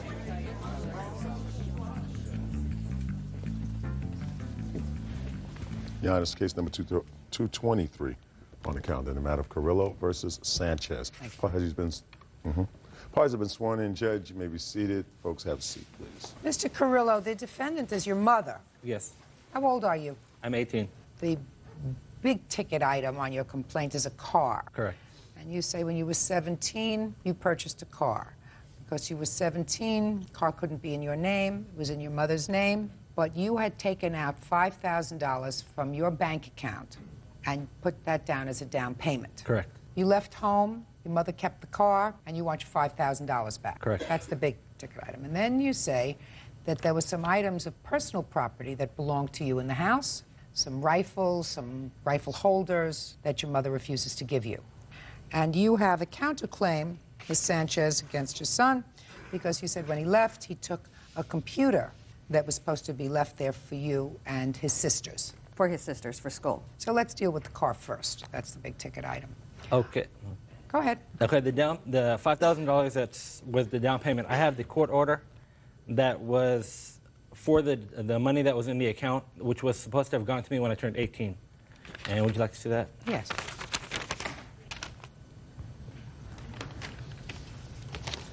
Altogether, Just a minute. $7,500, at least, of the money came as a result of what, an accident? Uh-huh. And he was the victim of this accident. What kind of car accident? I sued for medical bills and whatever. paid separate, yeah. This is an infant's compromise, which means that this $7,500 is his money. And it was modified when he was 10. Show me. I didn't be able to get that. And that's all I have. Yeah, he took all the papers, a lot of court papers. That's all I have. Yeah. Yes. I had a briefcase full of documents, which include bank statements, proof that I had paid her money, and she had taken that out of the storage as well. All right, now. Paid me money? Don't argue with each other, please. It's very unfortunate when a child has to be involved with a parent in a lawsuit. Where is this car now? I have it. How much was the total purchase price of the car? Close to $7,000 after we financed it. Okay. Who's been paying the notes on the car? I have. I had paid it until I had moved out. How many months did you pay? I had paid it from January until May. So since May of this year, you've been making the payments. And the insurance on the car. Have you been driving the car? Yes. Okay, well, Because he no longer wanted the car. Well, the car has to go back to him. The car has to go back to him. You have the title to the car? No, it's still financed, and the car, he didn't want the car anymore. He asked me to take over the payments. He also No, but either the car goes stopped, back to him so that if he wants to, he can sell it and get his $5,000 back, as long as the note is then put in your name. Do you understand? Correct. I told him to go take the rest of the money back out of the bank and pay it off if he wanted it, because I found a letter stating that he was drinking. And instead of paying it off, he turned around and bought another car, because he didn't want the car. He told me that I could have it. And then from the sales from my car that I sold was going to go to him. Is that what he told you? Yes. And you say that's not what? No, I had mentioned in March that I had wanted to put the car in my name. She said no. You because never did that. Don't she talk said no about because that. we had to refinance it, and she didn't want to go through that. Then I told her if she wanted that car, she would pay me like $4,000, and then she could have the car and take over the payment. You're not getting any money. Let's understand this. You're either getting the car back, or your mother can sell it now, which I think is probably a good idea. And if your agreement was that she should give you $4,000 for the car, that's what you just told me. Correct. Just a minute. That's what you just told me. That's what you told me. The initial agreement, and then all right. So the initial agreement would probably still be valid today, because Well, we had never brought anything up after that. That was just something we just stated. Do you want the car back, or do you want her to sell the car? I'd rather have the car back. You'd rather have I the need car? the car. Correct. Just what? I need the car. Then pay the. Listen. I'm paying for it. No. You have to give him back the money. He took money out We didn't of have an his arrangement. account. He gave me the car. No, listen to me. I don't believe you. My daughter No. I don't believe you that he gave you the I was to car pay the loan with off. with the money that he put in from his trust. He never asked me for $4,000. Good. Just Then the I will- $3,000 to pay then the I loan will off. draft an order indicating that within 30 days this car is to be sold, and the first $4,000 is to be turned over to him. Now, with regard to the rifles, tell me about the rifles. Okay, the rifle she had given to me about 12 years ago. When you were 6 years old? Yes, it was approximately then. And then I had them in my possession since about the age of 9. And she has told almost every member of the family that those were mine. Where did they come from? They were, I believe, our grandfathers. Which I inherited when my parents passed away. Tell me about the rifles. Where were they kept? They were in my room until I had the baby, and then I told him, let's put him in your room, because he's the only one out of all my children that I trusted to be responsible, because he's a very good boy. I never ever had troubles with him. I've never had to really discipline him. And he knew that those rifles would only go to him after I passed away. I have it in my will, which he took and opened, and he wasn't. Let me see. She showed me the will the day she wrote it up. It was sealed from my lawyer. You gave me a copy, and Just we a put it second. in I the don't care whether Bible. you stole it, and I just want to see whether or not what the date of this will is. This is a will dated 1999.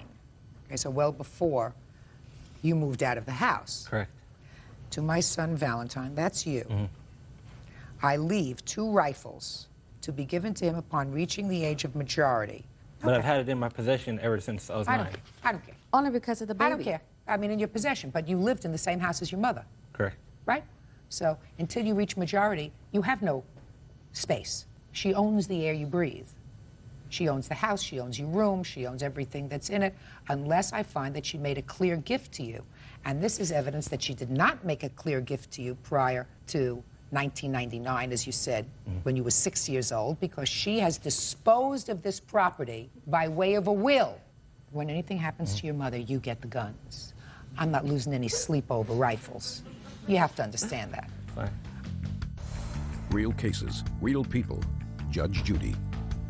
Valentin Carrillo says his mother, Brenda Sanchez, owes for the down payment on a car. Valentin also claims his mom won't surrender his collection of rifles. I've just taken care of the car and the rifles. Between the 2 of you, now let's take care of the computer. According to the answer and the counterclaim, there were 2 computers. One of them was a new one that you either assisted with or helped him I helped purchase him for get. for himself, and the understanding was that he didn't need both computers, and one was going to be left in the house. Now, you took 2 computers when you left. Correct. The computer that she's talking about, I had actually given to my younger sister, Maria. And I had told her a week before that I was going to leave, that I was going to take the computer because I knew my mom was going to try to sell it, because that was what she wanted to do, was sell it to a friend of hers. I would never sell it, and you know that. Just a second. She was going to sell it to a friend of hers that was Money one that of the would have gone parents to that... you. I don't want to hear you fighting with him now. Where is your sister living? She's in Mexico because she abandoned him. I did not. How old is your sister? My sister is 17. Who is she living with in Mexico? My uncle. My daughter, the day he moved out, he told her there is no way in that I would leave this computer for any of you guys. Oh, no. And she was there. He just dumped everything on the floor, and he just tore the house up. I just want to know who you are. I'm his older sister, her daughter. Okay. And your 17-year-old sister was living in Mexico? Yes. With an uncle? Correct. Whose address you have? Yes. The second computer is going to be sent within the next 5 days to your older daughter in Mexico, who is 17. She's not going to be in Mexico. She's coming home Saturday. If she's coming home. She wants to return home. If she's coming home Saturday, you check, and if she's coming home Saturday, wherever she is, she gets the computer. Do you understand? Yes. Perfect. That's all. Parties are excused. You may step out. When he turned 18, he just all of a sudden just changed. She should have never took her son's car. She should not take nothing from her children, but everything that she can, she takes from her children. I hope we can get back together. I love my son very much. She has to go through therapy or something. And now the next case. All parties are in the matter of Frasica versus Rivera. Step forward, please. 24-year-old nursing assistant Amanda Frasica is suing the father of her daughter, 25-year-old truck driver Jose Rivera, for the cost of an engagement ring and for unpaid bills when they lived together. Ms. Frasica, your lawsuit has 2 parts to it. Let's take care of the easy part first. You and the defendant live together, and you have a child. Yes, we do. Together. And there came a time when you became engaged. Yes. The first part of your lawsuit says that the defendant returned your engagement ring and got the money. He returned it without my knowledge, and once I found out, there was a big to-do about it. That's not true. Just a second. Well, clearly you're no longer engaged. You're no longer together. No. You don't get that.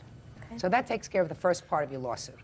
Second part of your lawsuit says that when he left in April, he left some outstanding bills. Yes. What outstanding bills do you claim he owes you? I have a phone bill, I have cable bill, I have a credit card bill, and another calling card that I paid by the month. What was your financial arrangement with him while you were living together? Originally, when we were living with my parents, all the money was supposed to go into the bank. Once we moved into our apartment, the bills were supposed to be 50-50, but it never worked out that way. Can I see the bills that you say are outstanding? Mm-hmm.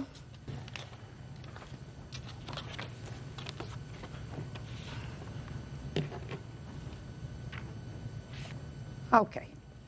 Mr. Rivera, while you were together with the plaintiff, is this a credit card that you would use together? Yes, ma'am.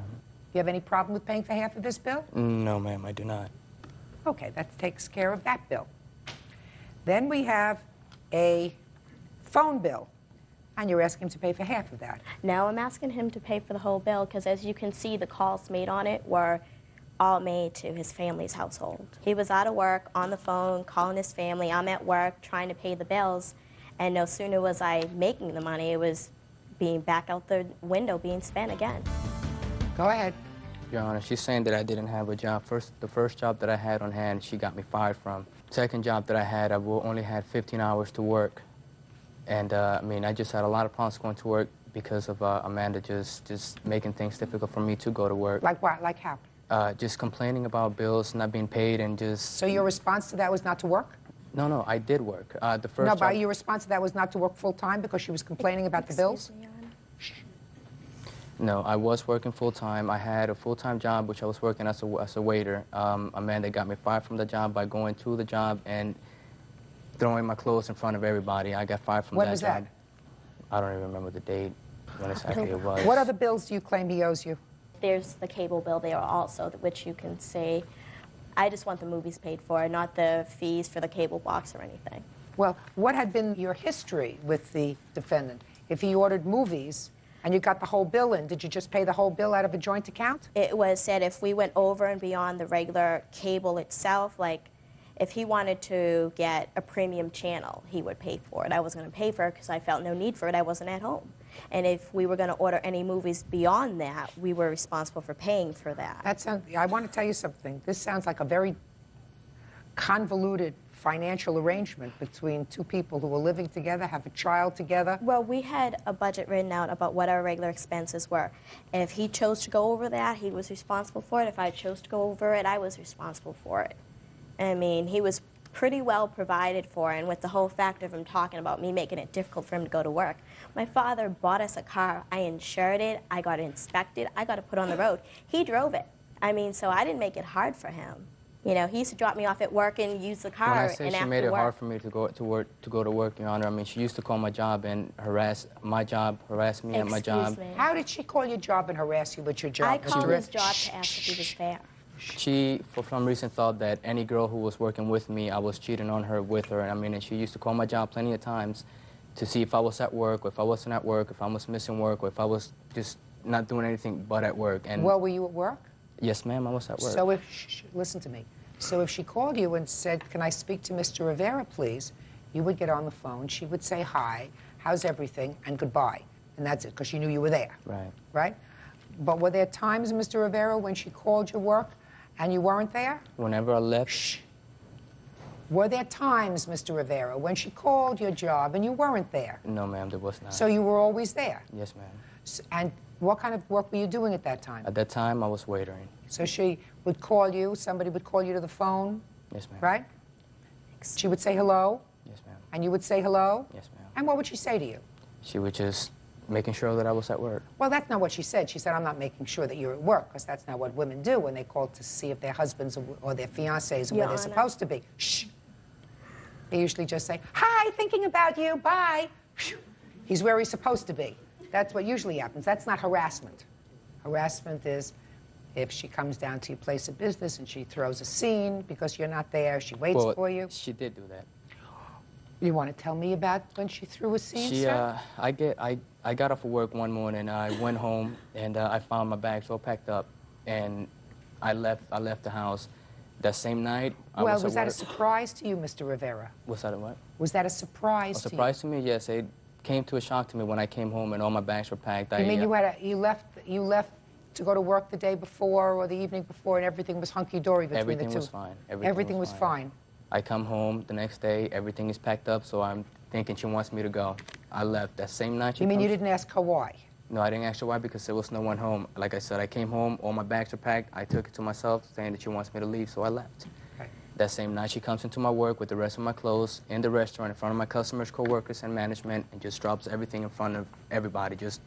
All right, just because I'm curious, tell me about this little thing from. Ooh, tell you the real half here. I would call his work, and they'd be like, he's not here. I just dropped him off there. Well, he's not here. Well, where is he? He left with so-and-so, which happened to be a female. And I started hearing stories, and I started thinking. I'd call his work, and I'd speak with a manager, which I was somewhat friendly with, and he'd be like, he left 2 hours ago. Okay, so when did you pack his bag? It got to the point that I said he started smoking. There was an incident when he smoked marijuana at my parents' house. My parents are totally against it. My parents opened up the household to both of us. So I hit the roof.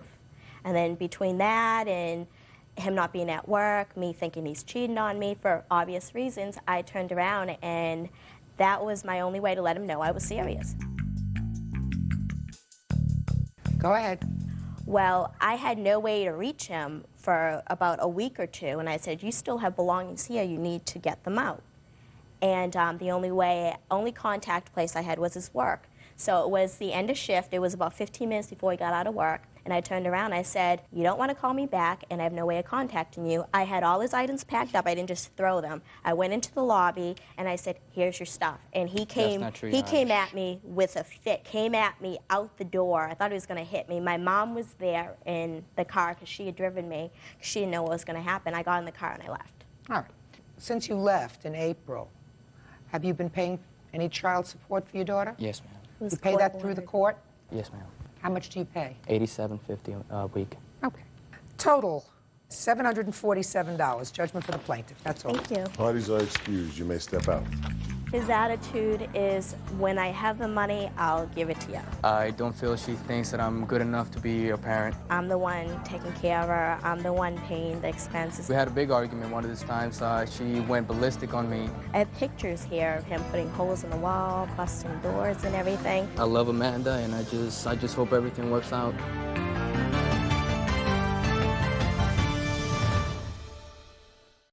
I wake up to him standing at the bedroom door and flipping the light switch on and off. A roommate crosses the line. And this was not the first time that this had happened, and it was creepy to me. How can you feel safe when he lives where you live? He writes sexually explicit notes and leaves them lying around the house. Can you explain this note? I found her attractive and wanted to have relation with her. What kind of relation? Sexual relation. A shocking Judge Judy. These notes are a little creepy. You are about to enter the courtroom of Judge Judith Scheinman. The people are real. The cases are real. The rulings are final. This is her courtroom. This is Judge Judy. 22-year-old developmental disabilities coordinator Sarah Welch is suing former roommate, 22-year-old disc jockey Christopher Woods, for unpaid rent and cleaning fees. Christopher is countersuing for the return of a security deposit and defamation of character. Order. All rise. Quiet in the courtroom, please. Now, this is case number 522 on the calendar in the matter of Welch versus Woods.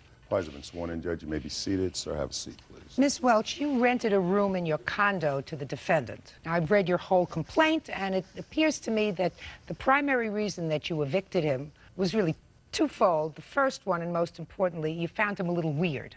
Right. You also had him served with a restraining order, which had him removed immediately from the condo. Second, because you say he was not paying his rent. You claim that at the time he was evicted, he owed you a substantial amount for rent, $1,700 or more. Plus, he left the room a mess. You want cleaning fees and carpet fees, whatever. That's what your complaint is about. Yes. Mr. Woods says that you really had no basis to evict him, that he was really not so late in his rent. He certainly doesn't owe you anywhere near $1,700 in rent. He is counterclaiming for the return of his security deposit and also for defamation, because he says that you lied when you got the restraining order. That's your counterclaim. Yes, ma'am. Okay. When did you rent this room to him? He moved in on October 15th, 2001. And how did you find him as a roommate? Through a place called Housing Helpers, which is a roommate finding service. Did he sign a lease? Yes, he did. Now, when he moved in on October the 15th, what was his rent? $550 a month plus half of utilities. And did he pay you half of October's rent? Yes, Your Honor. And did he give you a security deposit? Yes, in the amount of $200, Your Honor. Did he pay you November's rent? Yes. When did he move out? February 12th, I believe. Did he pay in December? Yes, Your Honor. Did he pay in January? Your Honor, he gave me $200 towards bills in late January. In November and December, had he given you any money for bills? Yes, Your Honor. And in January, the only money he gave you was $200? Yes, Your Honor. I'm going to say that that's rent. So he owed you $350 for January. For rent, Your Honor, yes. And by the beginning of February, you had already told him to leave? Yes. Now, first I want you to explain to me how you get to $1,375 for rent money. Well, the lease was signed through April 15th, and he could not come up with money starting January 25th is when rent was due. He also got fired from his job, so I knew that there was going to be no money coming in. I served him with the 3-day notice to pay or quit. He did not come up with the money. Just a second. Are you telling me that this almost $1,400 that you say he owes you in rent is because he signed a lease through April and you want him to pay February, March, and April? Because he's in violation of his... Is that what you're saying to me? Yes. Forget it. You had him evicted. You had him evicted. You had him evicted, and now you want him to pay for rent when he wasn't there? I had him evicted because he couldn't pay his rent. I couldn't have him living there for free, and a condition of the contract was that he's responsible for subletting. Miss Welch, I want you to get that out of your mind. Okay. You evict a tenant, and you get a restraining order that prevents them from coming near your house. which is what you did. Right. Right? Yes. Then you don't come to court and say, now I want him to give me the rent for the rest of the lease. Does that sound dumb to you? Does that sound dumb? Who knows? Maybe he would hit the lottery in February and he'd have plenty of money. This is not a new form of lottery, Miss Welch. Okay. Now, let's get the date that you went and made an application for the restraining order. The restraining order was on February 4th. Now, on what date did you serve him with his first 3 days' notice to quit? That was on February 1st. Okay.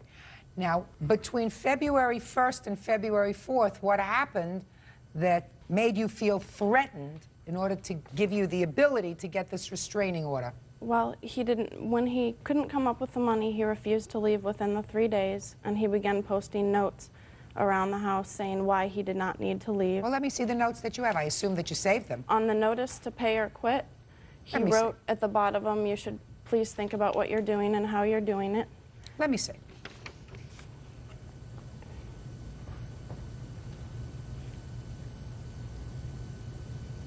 Okay, this says, the law protects my rights as well as yours.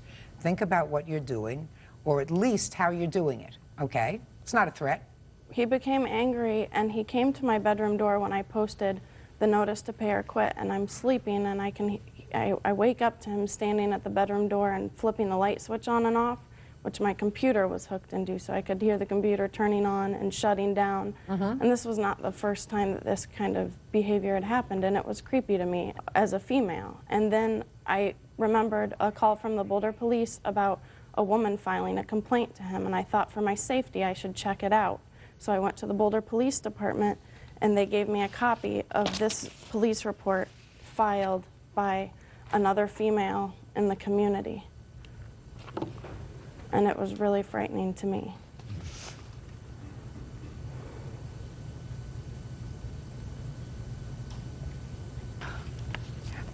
Mr. Woods, was there any reason why you wrote this sexually explicit note to this person that you'd never had any contact with before?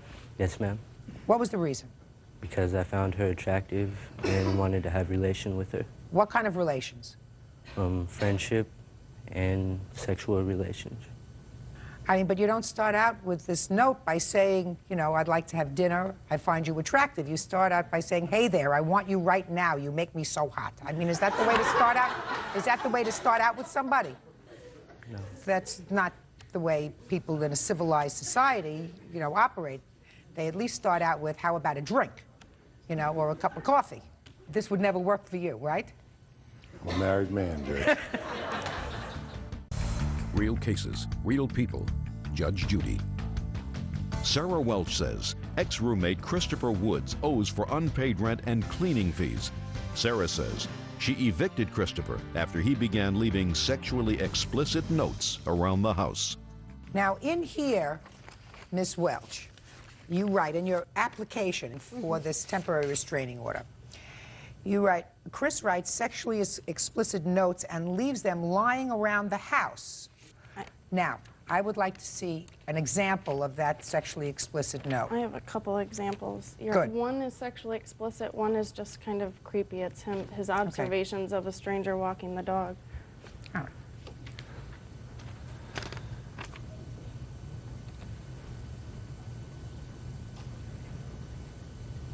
Can you explain this note? Yes, I did pass the note to the lady with the dog, and she in fact gave me her phone number and told me to contact her. That was a mistake. You know, I don't know exactly what the note says. She's talking about this lady who was walking a dog, and she had long, beautiful, dark hair that accents the sunlight. Nobody ever said that to me when I was walking my dog. Very poetic, very poetic.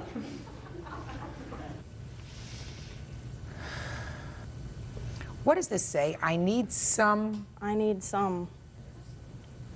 These notes are a little creepy, a little strange. You understand that? Yes, ma'am. I mean, I'm not going to go into it any further than that, but they are a little creepy. I think it's a good idea that you decided that he was to go, and if you decide that he was to go and he went, my question to you, Miss Welch, is why would you be so foolish as to sue him for nonsense? Why wouldn't you just chalk it off to bad judgment? Your Honor, I'm a human services worker. I don't make a lot of money, and there was a lot of incidentals that added up, and it was... Anything worth your safety? No, Your Honor. Well, then my question is, if you were frightened enough and concerned enough to get a restraining order against Mr. Woods, common sense would suggest that despite the fact that you may be on a fixed income, you don't make a lot of money, you would say to yourself, this was a bad idea, but I'm out of it. Why would you want to have any more contact with Mr. Woods by bringing a case where maybe he owes you $500? Your Honor, I debated that myself. So? I understand your point, Your Honor. Good. Now let me see the pictures of the room that he left and the damage that you say he did.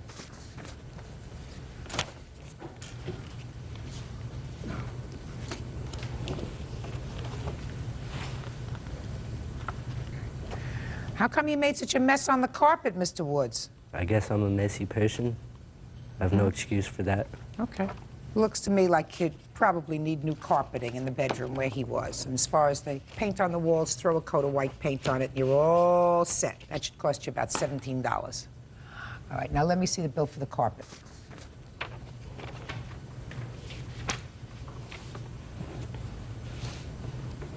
$94. Okay, so now, as far as I'm concerned, he owes you $444. Mr. Woods, now let's get to your counterclaim. First, let's do the part dealing with defamation. Your claim for defamation deals with her application for a restraining order, is that right? Yes. Forget it. She had just cause to file an application for a restraining order. She says that you had come into her bedroom at least on one occasion, turned on the light while she was in there. You can't do that. Now, you want your deposit back. You gave her a $200 deposit, is that right? Yes, ma'am. All right, so we're going to deduct the $200 deposit from the $444, leaving $244, because she's keeping your deposit, sir, because you made a mess of the carpet and you owed her some money for rent. Do you understand? I understand where He you're doesn't coming have to from. pay you for the balance of the lease. Certainly, some of these things were bizarre and weird, and I can, as I said to you, understand why you felt uncomfortable, and you probably did the right thing. But then you don't get an opportunity to sue him for the remainder of the lease because you had him evicted. So he owes you $244. So I assume that you've had enough of roommates. Yes, Your Honor. Very smart. If you can't afford to live there by yourself, and you don't bring in strangers into your house unless you really push to a financial wall. Okay, thank you. Parties are excused. You may step out. It was very stressful. I couldn't sleep and was concerned about his presence. Just so that people know I'm not a bad guy. He ended up being a lot different than what he said he was. I didn't want to hurt that lady by any means. Every time I have confronted him on them issues, he got really agitated. I didn't mean to offend them by the letters. I just say rent to friends. Definitely think twice about who you move in with. And now the next case. All parties in the matter of Walker versus Lund. Step forward, please. 36-year-old construction worker David Walker is suing his former father-in-law, 68-year-old retired school teacher Donald Lund, for getting rid of his personal belongings. David is suing for $5,000. Mr. Walker, the defendant is your former father-in-law, and he was also the landlord in the home that you shared with your wife. Yes. According to your complaint, sometime in March of 2000, you were removed from your home, and your wife obtained a restraining order against you. Is that right? That's correct. You claim that your father-in-law either destroyed or gave away or removed personal property of yours that was in the home. Yes, I do. And you want to be reimbursed for that property. Yes, ma'am. Your father-in-law says that sometime in September of 2000, he was notified that he had to get rid of a lot of junk on the property. He removed all that stuff. Is that right? Well, I removed not his stuff. I removed the stuff that was in the yard debris, stuff like that. Now, Mr. Walker, I'd like you to give me some idea of what property you say was left on the property in March of 2000. Okay, well, I had 3 vehicles, 2 pickup trucks, a camper. Also 3 vehicles? 3 vehicles. Okay. Now, when for the first time, sir, did you request that property? Quite a few times between March and September, I'd spoke with Dawn and asked how I could go about retrieving my property. When it finally did come time for the vehicles to be removed from the property, like he said, Don had to get a tow truck to remove the 2 trucks that were in the driveway, and he moved them just adjacent the driveway in front of the home where I'm not allowed to come obtain them. So, where are they? They were towed by the city. When were you notified that they were towed? Immediately I knew they were towed. So why didn't you go get them? I couldn't get them out of the impound. Why not? I didn't have the money to. Well, that's not his fault. Okay. First of all, he was under no obligation to pay for towing your trucks off that property in the first place. You could have done that yourself. We couldn't do that because of my ex-wife. What do you mean? You said you spoke to him. I spoke to him, and he told me to come over to meet him on the property and have him towed off. When I didn't show up to meet him on the property, that's what he did. Fine. So forget the vehicles.